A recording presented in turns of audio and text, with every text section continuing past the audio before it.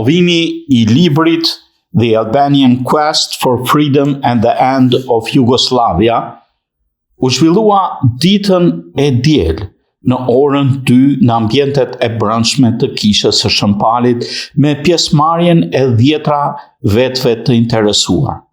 Por ç'është ky libër? Në këtë libër jepen arritjet e DioGuardit e bordit të Ligës Qytetare Shqiptaro-Amerikane në vitet e para në luftën që hapën terrenin për njohjen e pavarësisë Kosovës në vitin 2008 dhe rëndësinë e përfshirjes së Amerikës në rajonin e Ballkanit. Libri është hartuar nga DioGuardit me fakte të cilat janë redaktuar nga Faton Bislimi dhe dokumenton historinë e përpjekjeve të sukseseve të lobuese të Ligës Qytetare Shqiptaro-Amerikane, qysh nga viti 1985, kur DioGuardi u zgjodh për herë të parë në Kongresin e Shteteve të Bashkuara, deri në vitin 1993, kur Jugoslavia pushoi se ekzistuar si federata socialiste që ishte dikur. Ky libër është në vetvete një enciklopedi e gjallë e veprimtarisë së Ligës Qytetare Shqiptaro-Amerikane në topi të çështjes shqiptare.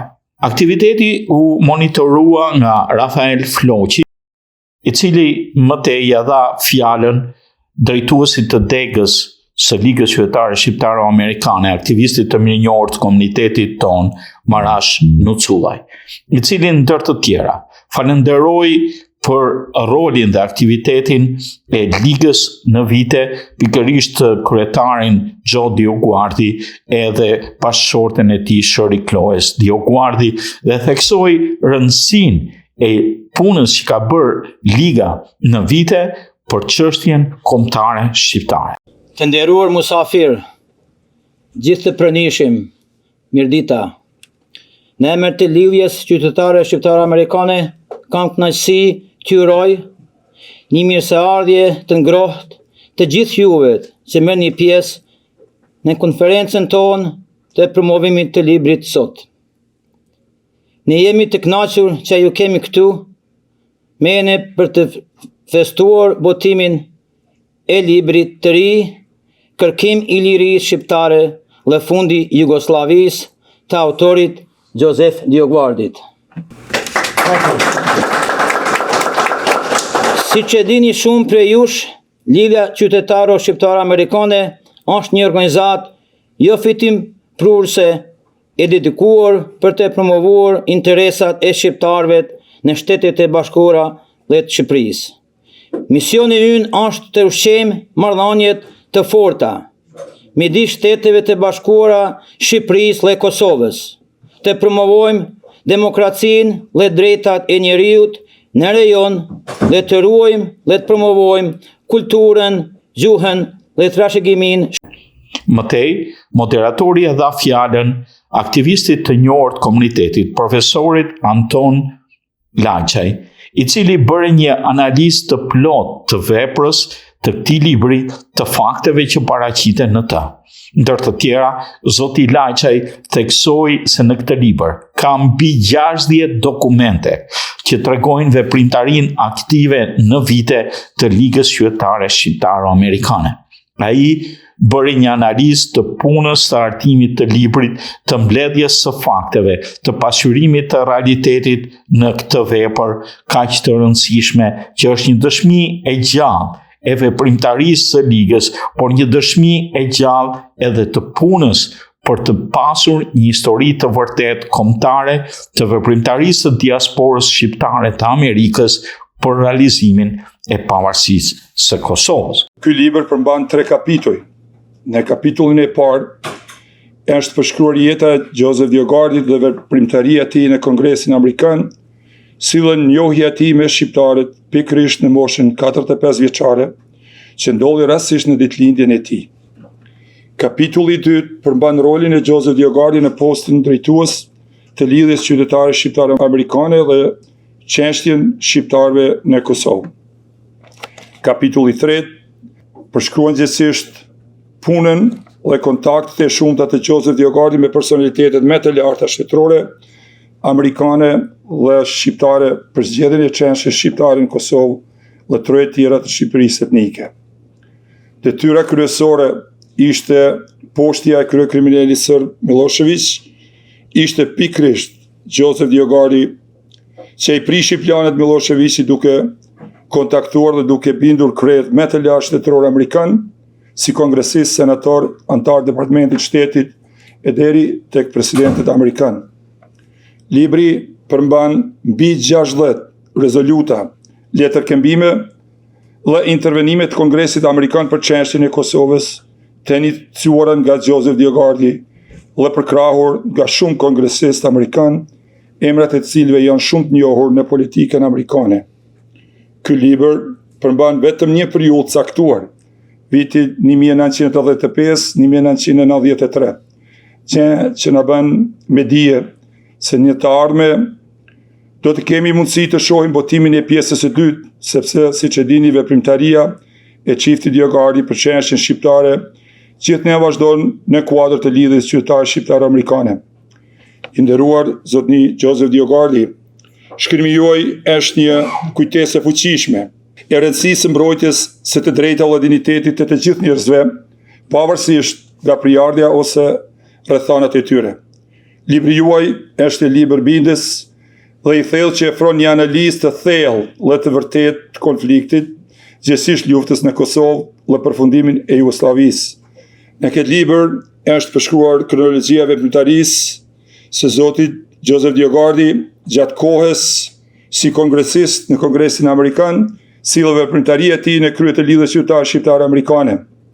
Lidhja personale e DioGuardit me çështjen shqiptare në Kosovë, si dhe përvoja e tij e gjerë politike dhe diplomatike, i jep atij një perspektivë të veçantë mbi konfliktin dhe i lejon të jap një përshkrim të pasur dhe shumë dimensional të ndërlikimit të tij.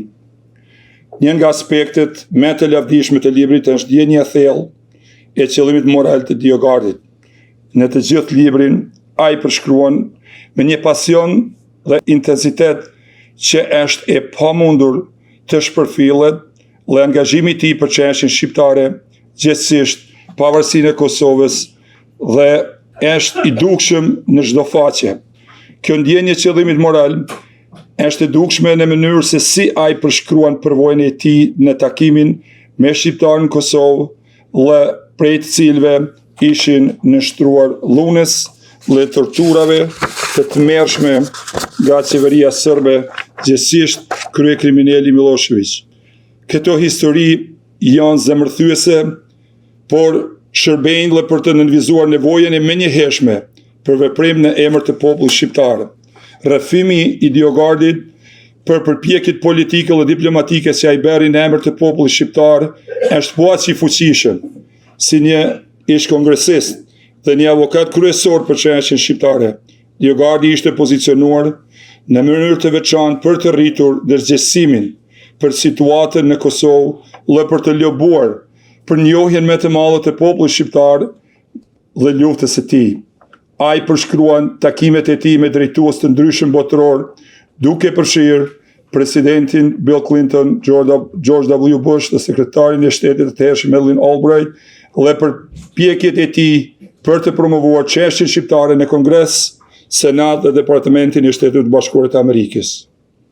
Gjatë gjithë këtyre përpjekjeve DioGuardit qëndroi thellësisht i përkushtuar ndaj çështjes së pavarësisë shqiptare, edhe përballë pengesave të shumta. Ai shkruan sinqerisht për vështirësitë që hasi për të marrë lojtarë të tjerë ndërkombëtar për të marrë seriozisht konfliktin, si dhe për kundërshtimin me të cilin u përball nga qeveria serbe dhe aktorë të tjerë që hezitonin të përfshiheshin. Por, pavarësisht këtyre sfidave, DioGuardit nuk u lëkon kur në mbrojtjen e tij për popullin shqiptar dhe angazhimi i palëkundur është një nga aspektet më frymëzuese të librit. Një aspekt tjetër i rëndësishëm i librit është analiza e detajuar historike dhe politike e DioGuardit për konfliktin në Kosovë dhe fundin e Jugosllavisë. Ai jep një përshkrim të ndryshëm të faktorëve të ndalikuar që kontribuan në konflikt, duke përfshirë historinë e marrëdhënieve shqiptaro-serbe, faktorë të ndryshëm politik dhe social që kontribuan në tensionet midis shqiptarëve dhe serbëve. Ai fillimisht shpjegojnë gjithashtu se si qeveria serbe shtypi sistematikisht kulturën dhe gjuhën shqipe dhe se si shqiptarët diskriminoheshin në arsim, kulturë, jetë përditshme dhe në punësim. Ky kontekst historik është thelbësor për të kuptuar ndelikimin e konfliktit në Kosovë dhe DioGuardit bën një punë të shkëlqyer për të afruar këtë kontekst në një mënyrë të qartë dhe të arritshme. Analiza e tij është e mirë hulumtuar dhe e balancuar dhe ai shmang thjeshtimin e tepërt të situatës ose përdorimin e tregimeve të thjeshta që nuk arrin të kapin ndëlikoshmërinë e plot konfliktit. Në vend të kësaj, ai ofron një perspektivë të veçantë dhe shumë dimensionale që i ndihmon lexuesit të kuptojnë më mirë dinamikën e konfliktit dhe sfidat me të cilat përballen ata që kërkuan të luftojnë për liri dhe pavarësinë e shqiptarëve në Kosovë. Lidhja personale e DioGuardit me çështjen shqiptare është një tjetër aspekt i rëndësishëm i librit. Si biri e emigrantit arbëresho shqiptar, ai jeton me ndjenjë të fortë krenarie për trashëgiminë e tij shqiptare, dhe kjo krenarie bëri të mundur mbrojtjen e tij për popullin shqiptar gjatë gjithë karrierës së tij. Lidhja e tij personale me çështjen shqiptare i jep librit një perspektivë të veçantë dhe i lejon lexuesit të kuptojnë më mirë themelet emocionale dhe kulturore të luftës për drejtësi dhe pavarësi të Kosovës. Të nderuar bashkëkombës, duhet të theksoj se kontribut të rëndësishëm për botimin e këtij libri ka dhënë po ashtu doktor Faton Bislimi, duke përzgjedhur dokumentat origjinale historike të paraqitur në këtë libër. Shfrytëzoj rastin të përgëzoj për punën e shkëlqyer që ka bërë në këtë aspekt. Të respektuar mysafir, para se të përfundoj, me lejoni të drejtohem çiftit DioGuardit me disa fjalë në gjuhën angleze, në shenjë falënderimi dhe respekti për punën e madhe që kanë bërë për çështjen kombëtare shqiptare. Pasi zoti Lajçaj foli në gjuhën shqipe, bëri një përshëndetje të veçantë për të dy të pranishmit, DioGuardin, Ish-Kongresmenin republikan dhe zonjën e tij Shirley Kloes DioGuardi, aktiviste edhe në këto momente të pleqërisë së DioGuardit për çështjen tonë kombëtare. Ai theksoi dhe falenderoi në emër të bashkëanëtarëve për veprimtarinë e gjithanshme të Ligës Qytetare Shqiptaro-Amerikane në vite. Profesori i shquar i historisë dhe drejtuesi i lëndës së historisë për Utica Community Schools, zoti Altin Zaloshnja, me një titull mjaft interesant, kongresmeni nga Katundi, e filloi kështu kumtesën e tij duke i referuar Katundit apo fshatit Greqi të vendlindjes të DioGuardit. Ai u ndal në aspekte të veçanta të punës së ligës në mënyrën e pasqyrimit të veprimtarisë së saj patriotike në vite, duke përmendur edhe fakte individuale kur për herë të parë si student dëgjoj nga DioGuardi në Tiranë fjalën God bless America, ende ishim akoma nën sistemin komunist. A i thanë në fund të fjalës së tij se vetëm 3 herë e kam takuar DioGuardin dhe 3 herë më ka entuziasmuar. Kumtesa e tij ishte mjaft e gjerë dhe e plot e analizës dhe kontakteve dhe punës së Ligës Qytetare Shqiptaro-Amerikane me një veprimtari bipartizane, duke mbledhur rreth ligës, duke mbledhur rreth synimit për çështjen kombëtare shqiptare dhe për lirinë dhe pavarësinë e Kosovës mbi 60 kongresmen dhe senator të periudhave dhe të kohëve të ndryshme, duke arritur deri në momentin final ku Liga arriti dhe çoi deri në momentin kur u arrit fitoria e pavarësisë. Në fakt, ky libër është vetëm vëllimi i parë, vëllimi tjetër i veprimtarisë së Ligës, e cila fillon nga viti 1993 dhe vazhdon deri në pavarësinë e Kosovës, që ishte edhe ajo një punë mjaft e rëndësishme e Ligës dhe të veprimtarive të ndryshme të aktivistëve kombëtar shqiptar për lobimin për çështjen kombëtare, është titulli i librit të dytë që do vi së shpejti dhe është në përgatitje e sipër. Në këtë libër merr pjesë edhe drejt për drejt, se atëre u njoh me zotin DioGuardit dhe u bë aktiviste edhe ajo e çështjes kombëtare shqiptare, Shirley Kloes DioGuardit. Përshëndetje. Zonja Shirley, i nderuar Ish-Kongresmen DioGuardi, nderuar antar të panelit, nderuar pjesëmarrës. Jemi mbledhur sot për të sjellë në vëmendje kontributin e zotit DioGuardi, bashkëshortes së tij Shirley dhe organizatës që ata themeluan. Bashkë ky trinom i plot, të dy bashkëshortët dhe organizata si përpërmendur kanë ofruar kontribute të jetë rëndësishme për kombin shqiptar, herë si zëdhënës të huajtjeve të tij dhe shpeshherë si demaskues të dhunuesve të tij. Në kohërat më të vështira të shqiptarisë, atëherë kur social-shovinizmi serbian po tregonte fuqishëm dhëmbët dhe ishte vërsulur kombit shqiptar me thikat e trashëguara prej çetnikëve, Joseph DioGuardi kishte kurajon dhe forcën ta ngrilte zërin e tij dhe t'i denonconte ato falanga famkeqe. Unë kam qenë ende i vogël atëherë, shumë i vogël, akoma i kujtoj ato thirrje korbash propaganduar nëpër gazetat e Beogradit, prej fushës Gazimestanit në 600 vjetorin e betejës fushë Kosovës, me moton e tyre, na pri përpara Slobodan, po që nevoja deri në Tiranë. Por betejë me shtetin e ish sajuar Jugoslavi nuk ishte gjitha dhe vetmja betejë për leshin që duhej luftuar. Në anën e poshtme të një kufiri padrejtësisht të ndarë, një sistem tjetër kriminal ishte në gramat e fundit. Ky ishte social-realizmi enverist, që ishte hedhur në fryt Shqipërisam dhe kishte lindur nga njëta kuçedre ideologjike që lindi edhe Miloševiqizmin. Për gjysmë shekulli ky sistem vazhdimisht solli ujin mullirin e armiqve të kombit shqiptar, duke hedhur Shqipërinë në bllokun komunist me një botë në të cilën nuk ishte asnjë afrimitet, as geni dhe as mentaliteti. Por fatkeqësisht kjo është gjithmonë tragjedia që na ndjek në si komb. Në momentet më të rëndësishme, atëherë ku pikërisht ndahet me thik historia, ne duhet luftojmë dy këqijat njëkohësisht, djajt brenda dhe shtrigat jashtë. Ky do ishte thelbi i luftës në cilën do angazhohej si kongresmeni i ri nga New Yorku, Joseph DioGuardi. Po ç'shtyu këtë llogaritar të lindur në Bronx, shkolluar në Universitetin Fordham, që jetonte një jetë sigurt në Worcester, të përfshihen në kauzat e kombit shqiptar. Nuk ka përgjigje tjetër, përveç se thirrjes së gjakut të shprishur, si kundër i quhen arbreshët. Dhe kjo nuk është në kuptimin negativ të fjalës, po është gjaku i shqiptarëve që kanë lënë atë dheun dhe gjenden kudo nëpër botë. Gjaku i shprishur është thirrja me të cilin atë dheu mbledh bijtë e bijat e tij me mendjen dhe syt gjithmonë tek vendi i tyre i munduar, duke thirrur që të kontribuojnë për të. Joe DioGuardi u bë antar i dhomës përfaqësuesve në Kongresin Amerikan në zgjedhjet e përgjithshme të vitit 1984.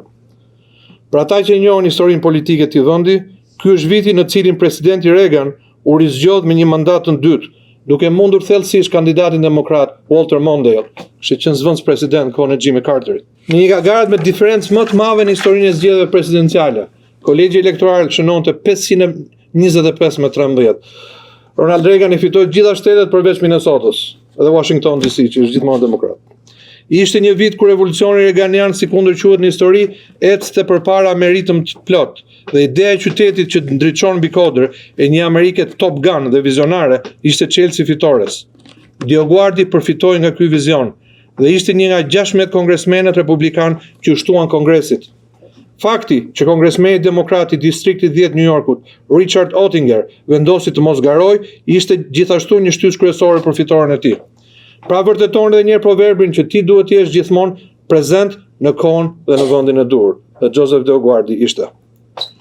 Ekziston një anekdotë se si Joseph DioGuardi u angazhua në çështjen shqiptare.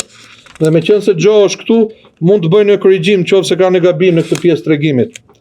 Disa shqiptarë nga Kosova, që kishin mbështetur Joseph DioGuardin gjatë fushatës elektorale, mbase duke menduar që ishte italian, 100% italian, ishin të ftuar të merrnin pjesë në 45 vjetorin e lindjes së tij.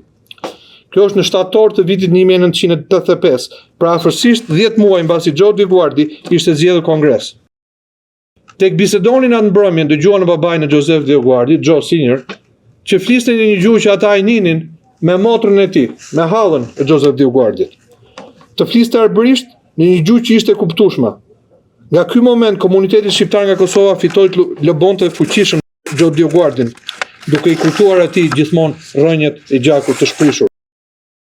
Dhe kështu nisi ky udhtim i njeriu me origjinë nga Katundi, Joseph DioGuardit. Katundi quhet Greqi në italisht. S'ka të bëjë fare me Greqin.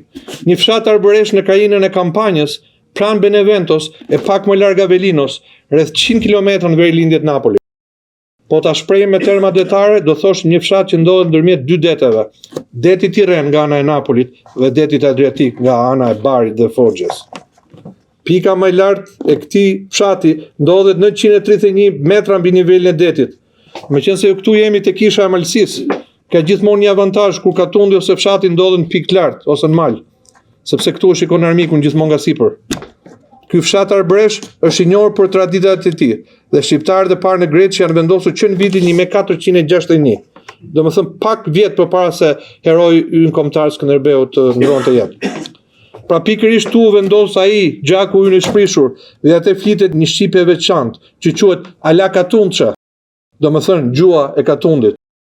Unë sugjeroj nëse vizitoni ndonjëherë Italinë e Jugut dhe posaçërisht për të parë vendbanimet shqiptare atje, krahas horës së arbreshve në Sicili dhe fshatrave të shumë arbëresh pra Kozencës, Kalabri, të vizitoni dhe Greqin, sepse patjetër që është shumë i bukur. Pra këto janë rrënjët e Joseph DioGuardit dhe mendimin e shqiptarëve në Amerikë, ai fitoi një tjetër dimension për veten e tij, të qenurit shqiptar dhe dëshirën për të përpjekur për këtë komb. Nga ai moment filloi një spirale pandashme rritëse, që u reflektua fillimisht në sallat e Kongresit, ashtu si kundër edhe përpjekjes për ta lobuar atë. Ne duhet t'ia njohim vetes të metë që vazhdimisht kemi vuajtur për paraqitur në mënyrë elokuente dhe detajuar padrejtësitë që na bërë gjatë shekujve. Armiqtë tanë fatkeqësisht kanë qenë gjithmonë shumë përpara nesh të drejtim, dhe ne gjithmonë kemi vuajtur propagandën e tyre. Ky është faji ynë dhe askujt tjetër. Për shembull, Serbia nga ana e saj e ka mbytur Evropën me kohë gjatë me propagandën e saj qëllimkeqe ndaj kombit shqiptar. Dhe si e dhoi e kësaj, kauza jone drejt në një mënyrë ose tjetër është parë tradicionalisht me syzet e këndvështrimit të ndikuar nga propaganda serbe. Kjo është e vërtetë sidomos për Francën, për Anglinë dhe deri farmase ka qenë e vërtetë edhe për Italinë dikur, por shumë herë më pak. Noli dhe Konica, këto dy figura brillante të patriotizmit shqiptar, pavarësisht nga njëherë grindjeve mes tyre, duke kuptuar vlerën e lobizmit, arritën që ndikonin tek administrata e presidentit Wilson, që e ngrinte zërin kundër coptimit të mëtejshëm trojave shqiptare. Dhe ky veprim pati efekt. Për ta lidhur këtë, unë mendoj që të njëjtën, por në nivel akoma më të lartë dhe më të sofistikuar, ka bërë Joseph DioGuardit. Me veprimtarinë e tij ai ka çuar më tutje kauzën kombëtare shqiptare. Vija e kuqe e presidentit Bush, babai, me rastin e krishtlindjeve në Kosovë dhe ndërhyrja e presidentit Clinton, po në Kosovë, në mbrojtje që një popullsie që po përjetonte pastrim të pastër etnik, patjetër që ndër të tjera është edhe rezultati i punës së jashtëzakonshme të Joseph DioGuardit. Për sa i përket Kongresit, kontributi i tij është akoma dhe më i madh. Besoj se fillimisht duhet të ketë filluar duke e shpjeguar kolegëve të tij atje se çfarë përfaqësonte kombi shqiptar, cili ishte rrugtimi i tij në histori dhe pse ky komb duhet që të meritonte vëmendjen e Shtetet Bashkuara. E kështu fillon një bashkëpunim i gjatë me kongresmenë e senator, republikanë dhe demokrat nga të dy anët, në shtetet afërta ose të largta me New Yorkun.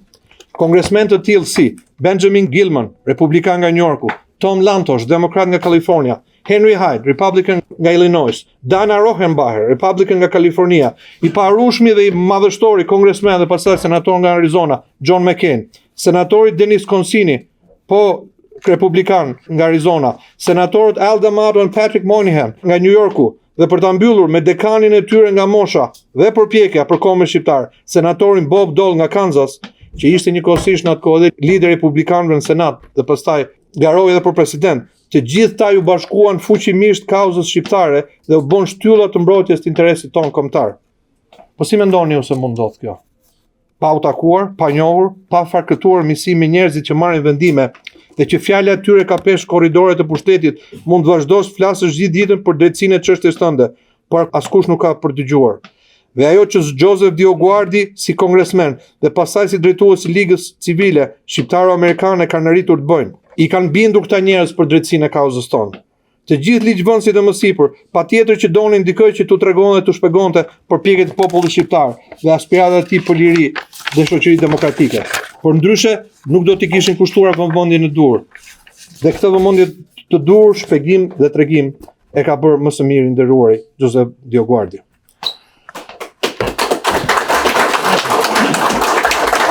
Well deserved.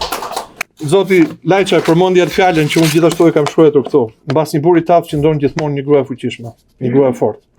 Dhe kjo është Shirley Close DioGuardi, e cila ka një meritë jashtëzakonshme në fatet e kombit shqiptar. Për ata që kanë pasur mundësi të dëgjojnë dëshminë e saj përpara Kongresit Amerikan, është një dëshmi me të vërtetë jashtëzakonshme, shumë herë më e mirë se shumë burra, të cilat ndofta mund ta dinë, por nuk kanë të njëjtin pasion dhe zjarr brenda tyre. Dhe unë besoj që të dy kanë zgjedhur njëri tjetrin dhe të dy si çift kanë kontribuar kaq shumë për kombin shqiptar. Kur Joseph DioGuardi ishte në Prishtinë, përpara Hotel Continentalit, ishte Shirley ajo që i çonte anxhancet të gjitha organizatave të lajmeve në Amerikë dhe që u tregonte se çfarë po ndodhte me shqiptarët atje. Roli i Shirley në Ligën Shqiptaro-Amerikane është i pasvendësueshëm. Liga Amerikane Shqiptare ekziston prej saj. Ajo ka qenë mburoja e fortë e Joseph DioGuardit. Tani do flas për 3 momente të jetës time. Unë e kam parë Joseph DioGuardin 3 herë në jetën time. E para ishte në Tiranë në vitin 91, akoma shumë i vogël atëherë. Partia Demokratike sa ishte formuar dhe komunizmi sa kishte rënë. Fatkeqësisht komunizmi vazhdon akoma të qëndrojë në pushtet në atë vend, vazhdon të qëndrojë për një kohë shumë gjatë, për vëmendjen time pothuajse gjatë gjithë këtyre 30 vjetëve të fundit. Dhe ajo që më troqi vëmendjen ishte fjalia e Joseph DioGuardit në fundit, tha, ne e duam Shqipërinë and God bless America. Mendoni se ç'mund thot kjo për një njerëz që është rritur në komunizëm, ndonse i vogël, të dëgjoj shprehjen God bless America në një vend kur besimi ishte akoma i dhunuar dhe nuk lejohej.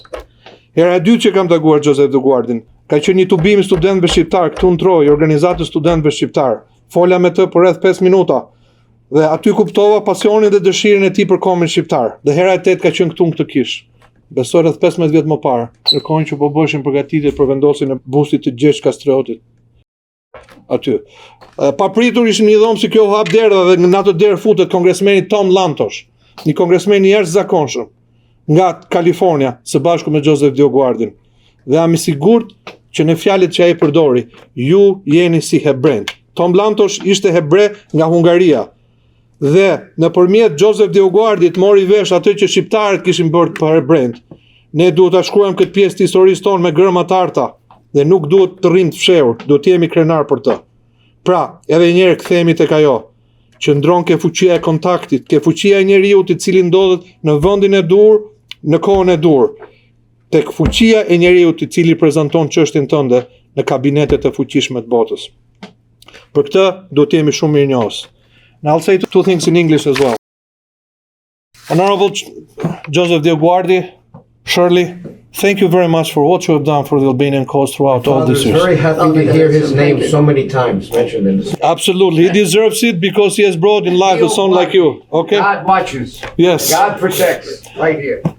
Thank I you. brought that name to Yes. Congress, and it's working for the Albanian people.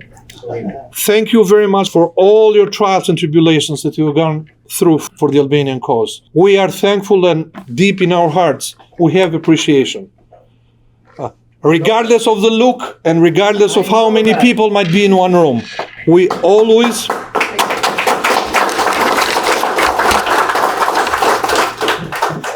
will remember you. We'll remember you what you did against Milosevic. We'll remember your stand against those criminals that wanted to exterminate the Albanian Now, nation. Vučić. I will go after Vučić. Very I good. went after Milosevic. And I want to end with this.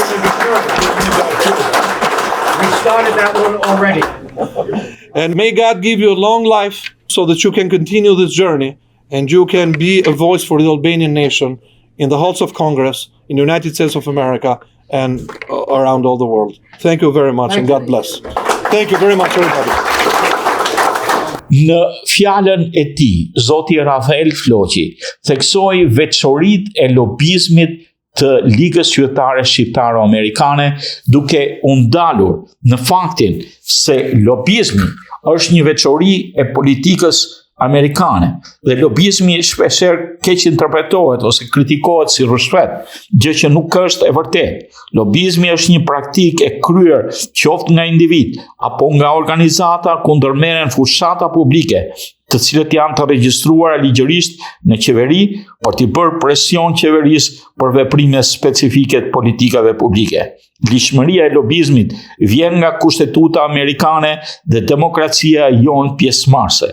Mbrohet e drejta për të lobuar shpesh që neglizhohen shumë të drejta të mbrojtura nga amendimenti i parë dhe sidomos asnjëherë nuk përmendet në të termi lob, por theksohet në mënyrë specifike e drejta për t'i bërë peticion qeverisë për një korrigjim të ankesave dhe kjo është pjesë e demokracisë direkte.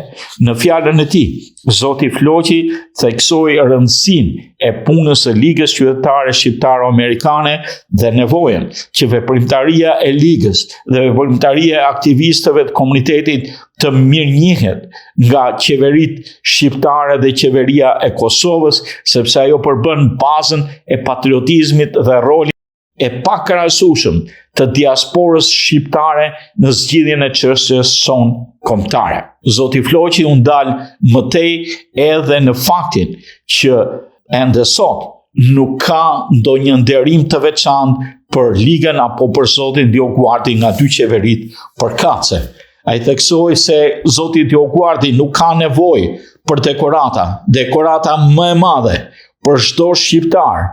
Është fakti që armiku kryesor i shqiptarëve, Miloševiqi, theksoi në gjyqin e mbrojtjes së tij në Hag se ishte Liga Qytetare Shqiptaro-Amerikane me Xho DioGuardin që kishte çuar atë në atë gjendje.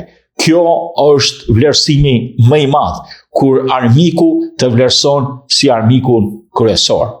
Si është e mundur që një njeri vetëm me pasionin e vet, me dëshirën e vet, për të ndihmuar kombin e vet, gjakun e tij të shprishur, të influencoj drejt për drejt te këta kongresmen. Fakti që lobizmi i Xho DioGuardit dhe i Ligës ishte jo vetëm me republikanët, të cilët Xho i përfaqësonte, por ishte edhe me demokratët, edhe me krahun tjetër, sepse të qenit bipartizan, në një moment kur ti lufton për një çështje të drejtë të një kombi të shtypur, edhe pse nuk njihet nga ish Jugosllavia apo dhe në Shtetet Bashkuara nuk njihet si problem, pikërisht ishte kjo që bënte që çështja nuk mos ishte e njerëz palë, nuk mund ishte çështje politike, por ishte çështje e të drejtave të njeriu.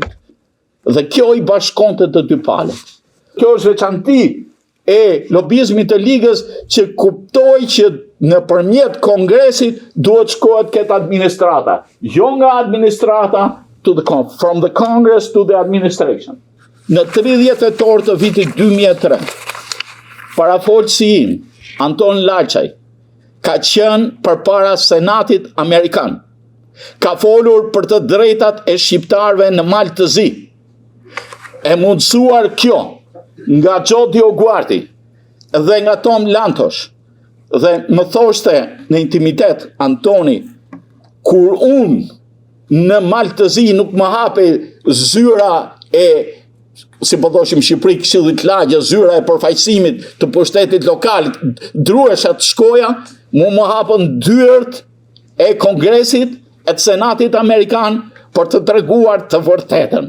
Një student i ri fliste në Kongresin Amerikan dhe tregonte të vërtetën. Ky është realiteti. Ky është realiteti i këtyre njerëzve, ky është realiteti i punës së tyre, kjo është aftësia e tyre për ta drejtuar lobizmin tek ajo çka intereson, tek çështja kombëtare shqiptare, një çështje ende e pasgjidhur, një çështje e pasgjidhur që në saj të lobizmit do të vazhdoj të jetoj. Dhe Xho dhe Shërje dhe sot e kësaj dite kanë pasionin e një të riu për çështjen kombëtare shqiptare dhe emri i tij që Xho e përmend shumë, DioGuardi, Zoti na e ruajt dhe për shumë vjete të tjera. Jetë gjatë. Mëtej, zoti Floqi ju dha fjalën për të folur zonjës Kloe DioGuardi, e cila u ndal edhe ajo duke folur mbi epilogun e librit të parë, pasi deri në atë periudhë ajo nuk ishte hyrë ende në jetën e Gjo DioGuardit. Ajo ndal në element të veçantë të veprimtarisë Ligës Qytetare deri në atë moment, dhe theksoi se do të jetë pjesë përbërëse edhe e librit të dytë. So the reason that I've been asked to speak is that I'm the author of the epilogue to the book. Why? Because this book covers Joe's activities from 1985 to 93 when he was in Congress. Fatem Bislimi, who's worked with us for about 20 years now, really did a lot of the research to bring all of the important information together. And I show up meeting Joe at the end of 1993, and it was frankly all an accident. I'm a former book publisher, and at that time I was producing the first book imaginable responding to the uprising of Slobodan Milosevic. Joe was an hour late for a meeting with one of my authors, and sort of the rest is history after that. We've obviously worked together ever since. Now, there's two purposes to the epilogue. One is to basically establish my history, okay? Because I'm a former book publisher, but I'm also a writer, an independent scholar, and a political strategist for the Civic League. And what this particular section does from 94, when I show up on the scene, to 2008, when we achieved the independence of Kosovo, is to highlight some of the role that I played and how the two of us came together. And I'll just give you three things that you may or may not know. And that is, I worked with the Transnational Radical Party in 1998 and was critical in bringing Slobodan Milosevic finally to The Hague. I wrote the legislation in support of Kosovo's independence for the House and Senate Foreign Affairs Committee. In 2005, I testified at a congressional hearing that Joe and I developed actually with Henry Hyde and Tom Lantos. And it was about, it included Kosovo's Roman Catholic Bishop, Mark Sopi, who tragically is not with us anymore, and Mother Teresa's Domnus Georgi, expert, I should say, on Mother Teresa. And we were able to establish the fact that the Roman Catholics in Kosovo were just fine. There was no threat to them whatsoever. And it was first established very well inside the U.S. Congress. And it was critical ultimately to our government coming forth and supporting Kosovo's independence. So there's that kind of track. But the other side of this epilogue that's very important has to do with Joe DioGuardit. And I just want to say that in the beginning, I mentioned 1989 when Slobodan Milosevic was catapulted into international attention. I'm sure you saw this when he spoke at that 600th anniversary in the Field of Blackbirds in Kosovo. I don't know whether you remember that. And he was setting the stage for ultimately attacking Kosovo. But as I say at the opening of this epilogue, only because of the efforts of Joe DioGuardit in the U.S. Congress from 1986 to 1989, with Slobodan Milosevic initially diverted from waging a genocidal war in Bosnia and Kosovo, and then later, it's only because, and this is covered throughout this book, it's only because of the around-the-clock efforts of Congressman Joe DioGuardit from 86 to 89 to lobby his fellow members in the U.S. House of Representatives and in the U.S. Senate about Milosevic's genocidal march across Europe. You'll see in this epilogue two highlights of how we got from one place in our world when the State Department was not operating, when most governments, including our own, were not rising up against Slobodan Milosevic, until the point that that takes place. And why does it take place? Because of the active work of the Albanian American Civic League in the House and the Senate. And one other thing I want to say about Joe DioGuardit's role, apart from me, is that, and I've said this on more than one occasion, if you're a member of Congress or if you're a former member of Congress, you still have the rights and freedoms of anyone sitting in Congress. So what we were able to accomplish and what we continue to be able to accomplish is exceptional. And I know that, Rafael, you were referring to Senator Menendez. Senator Menendez is now Democratic chair in the Senate Foreign Relations Committee. Our Albanian American Civic League and Foundation work specifically with the leadership in the House and Senate Foreign Relations Committees. And we're going to see a lot happen in this next period because we all know in this room that we're in a very difficult time in terms of resolving the conflict between Serbia and Kosovo.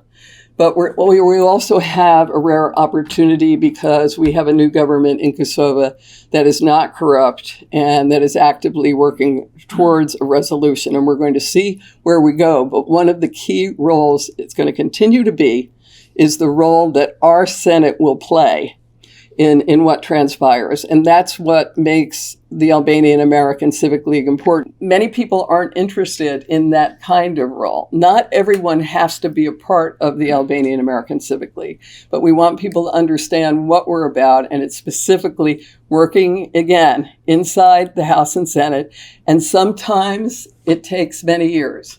This time is running out. We don't have the 10 years it took for us to finally get Kosovo's independence recognized. We also know, everyone in this room, that tragically there are 5 countries that still have not recognized Kosovo's independence. That's critical. And we still have a serious situation in the Preševa Valley because Albanians are second and third class citizens in that part of the Serbian world. So with that, Don't forget I the want United to- Nations. We still don't have the support because Vucic is working don't have the directly support of... to get Kosovo into UN. Oh, yes. But okay, well, I'm glad you raised that, Joe, because there is one other important aspect that I'm sure you're all watching. If you see that the Kosovo government is being put under a lot of pressure to make more concessions, you'll see right away they're not doing that. The Kosovo government is saying, oh, we're open, right? We're responding to everything that's been requested. They are. But look what's happening with President Aleksandar Vucic. He's doing exactly what Slobodan Milosevic did. He is rejecting lots of the conditions that are being put forth, right, in the Ohrid Agreement and other, formats. So it's already transpiring. And my personal belief is that they will not accomplish any resolution. And that leads me to one last important point. There's always a difference, and there has been historically, between the State Department and the House and Senate. It's always going to be the case the State Department is built primarily to just keep things quiet. Doesn't matter what part of the world, everything's fine. There's big pressure from our State Department now to resolve the conflict, but unless you resolve the conflict in a way that matters, we're not going to have lasting peace in the region. And that's what we're succeeding. So with that, I want to welcome my husband to the stage. The floor is yours. What more information do you need? You need to hear And then we want to do Q&A with everybody. Okay. Zoti Gjo DioGuardit theksoi se ky libër shpejt do të vijë në gjuhën shqipe, është mirë që shqiptarët ta dinë veprimtarinë e Kosovës, pasi libri është në gjuhën angleze deri më sot dhe libri në gjuhën shqipe titullohet Përpjekjet për lirinë shqiptare dhe fundin e Jugosllavisë. Natyrisht, veprimtaria lobiste nuk ka si bëhet edhe pa donacione, por siç theksoi zoti DioGuardit, këto donacione nuk shkojnë për ligën drejt për drejt, për punën e saj, por shkojnë për donacione për politikanët me të cilët liga lidhet. Në fjalën e tij, zoti DioGuardit theksoi veprimtarinë aktuale të ligës, e cila po punon për zgjidhjen e disa çështjeve të tjera shqiptare, si të çështjes së luginës së Preshevës, e cila duhet të jetë pjesë edhe të marrëveshjeve të fundit në maj midis Serbisë edhe Kosovës, sepse ai kërkoi baras peshim të njëjtë kërkesa nacionale që serbët kanë ta kenë edhe shqiptarët e Lukinës së Preshevës. You have to understand what money is used for. If you don't compete with those people who are spreading money and lies around, starting with Mr. Vučić, and then Putin, who is supporting Vučić, then you're doomed to fail. Don't expect the Albanians to put together their nation. I've been fighting that now, Komtar, for 35 years. I didn't break up the Albanian people. It was done World War I. This was a solution. Why didn't someone speak up at that time? Where was that person? We were preparing the League of Prizren. We had good voices, the Frasheri brothers. Why didn't we go and solve the problem back then? I still worry that this is happening again. Albanian people think it's finished. They have their nice cars, their houses. They got vacation homes now in Ulchen, in Montenegro, in Macedonia. We got to wake the Albanian people up. Do you want to have a good legacy for your kids about the Albanian nation? It's got to start right here. This church can play a key role. And let me give you that role, okay? You just heard why this book is so important. We didn't write this book. This book was already written before you saw this. Why? Because I made sure I kept every document, every resolution, every statement that was made, everything that was done. I'm a certified public accountant. I'm very organized. And I have the best computers. You want to know where your money goes when you fill out that form and you become a member of the league? It goes to support the two offices. Shirley's on the third floor. I'm on the first. We have all the equipment. She does her work independent from me sometimes, and I do the same. But we come together. In the same house, we have these offices. I closed down the other office. It was too expensive. I'm trying to save money for the Albanian people, not spend their money. And that's what we're doing. Now we have to complete the mission. It's not finished. In fact, it may be as bad now as it was when I became a congressman, because you have now this big war going on in Europe between communism and democracy. You have Putin now trying to show, and he's willing to kill his own people for his idea. He's worse than Milosevic, Mr. Putin, if you could say that. And it's hard to say that, but I have to tell you. And he now wants to support Mr. Vučić. And now he's got sympathy from Edi Rama, an Albanian. Vučić. They meet. Why are they meeting? There's no reason for that to happen.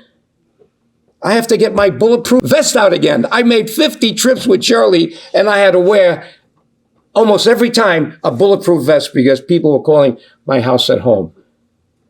And the words they used, I got them all recorded. When I'm dead, I'm going to have them play it so you can hear how violent they were and how terrible those words were to keep me intimidated. That's what the Serbs have done over the years. They didn't have this threat. They kept intimidating Albanians. You can't intimidate me. I'm ready to die. My life is complete. I'm 83 now this September. I don't want to die. I need at least another 10, 20 years to finish this job, and I think I'm going to do it. But you don't have to wait that long. I want you to make the investment right now. This book you can buy. It's cheap, or if you can't afford it, we give it away. This is not to make money, this book. This book was an experiment to get a very smart Albanian that worked with us for 20 years, Fatam Bislimi. We helped him in Harvard get his master's degree, and we just helped him get his doctorate. He's stuck in a place called Edmonton, Canada, very far from Washington and New York.